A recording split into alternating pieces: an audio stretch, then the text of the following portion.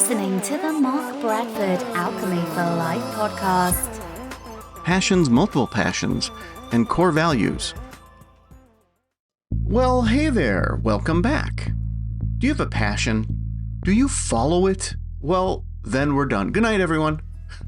Oh no, wait. I'm not done yet. There's more to it than that. So common wisdom was follow your passion. And then suddenly it took a turn a few years ago where a lot of people were saying, oh, don't follow your passion. That's not the way this all works. Of course, you weren't told exactly how this does work, but you were told that's how it doesn't work. What people never talk about is, what if you have more than one passion? They also don't talk about the possibility of you being good at more than one thing. Are you? You probably are. You see, looking at your passions and the things you're good at, you're kind of only looking at the result. I mean, if we were to flip it into the negative, it'd be like you looking at the symptoms, but not the cause of it. So you could sort of treat the symptoms by saying, well, I seem to like, things related to airplanes. I guess I'll keep doing airplane-ish stuff. I seem to like finance. I'll keep doing finance stuff. I seem to like to sell things on Etsy. So I guess I'll keep making these dolls that I make out of cardboard. Do you see how that it sort of is diminishing returns? Because again, you're treating the symptoms, you're treating the result of your passion, but you're not really examining your passion. You're not really examining what you're good at. And I'm choosing my words carefully because I'm avoiding a certain word, which is actually the title of my new book coming out. So this actually stems from that. If you're with me so far and you've listened to previous podcasts, sometimes I do this thing where I say, okay, let's pause this and think about it, because I kind of give you rapid fire stuff in 10 minutes. So let's do that right now. I would like you to pause this and think about your passions. Do you have more than one? So go ahead and do that, and I'll just sit here and make myself useful.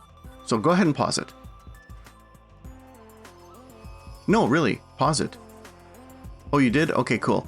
Okay, so if you did pause it and you thought about your passions, then you may have found you have more than one. You also may have found that a couple of them, if you have more than one, aren't really connected.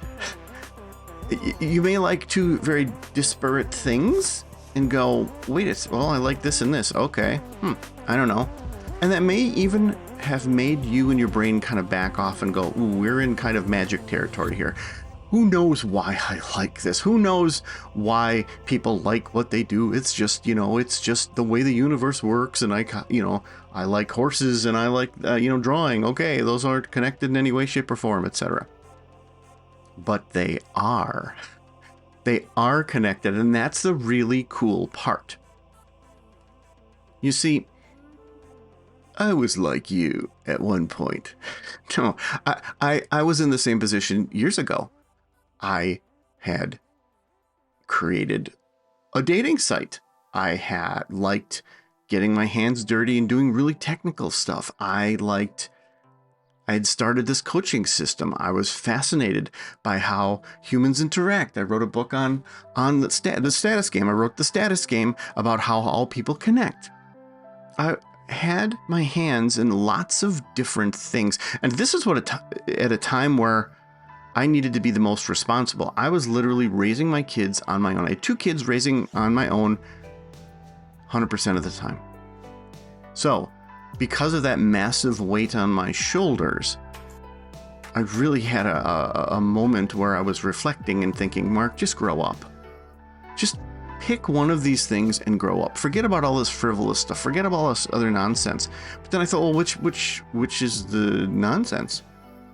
And that's when I realized they were all connected. So they were the symptoms. So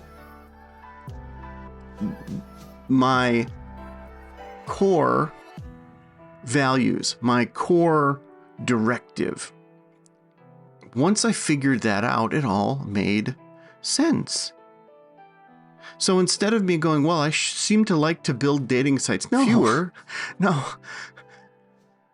I figured out that I had really two core things that made me me.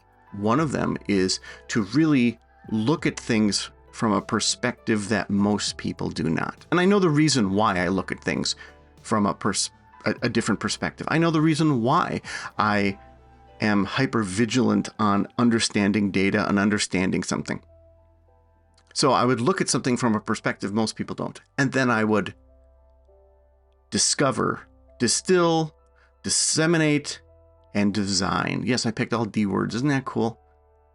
So what that means is I would basically either create something, augment something, design something. I'd break it down, and then I'd explain it to other people. And using those two core values explains every single crazy, seemingly disconnected thing I've done in the last couple decades. That's what I do. And it wasn't until I really started embracing that bigger core value that I really started to grow. I mean, when I focused on the symptom, I'm really good at tech stuff. I'm really good at explaining tech stuff. Okay, well, I guess my future is in doing tech stuff and explaining tech stuff. That was pigeonholing me into one thing, but it wasn't being respectful to what my core directives were. Do you see how that might apply to you? So if you really did pause it and thought about your passions, hopefully you now can start to think of how they're connected. What do they have in common? This is the kind of thing that happens when I'm doing a coaching session with someone. Once they filled out the balance sheet, we kind of take a step back and go, okay, I see where you're going.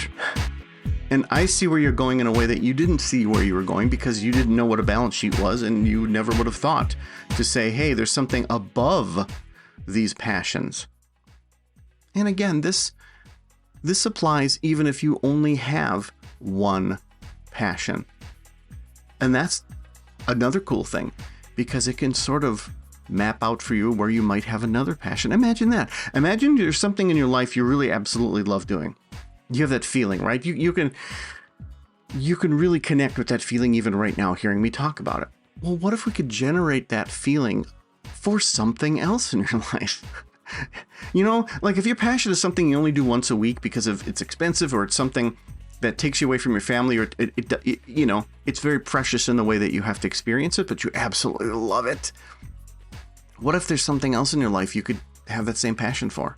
I mean, besides your family and your relationships and all that stuff. I'm talking about an additional thing, a bonus thing.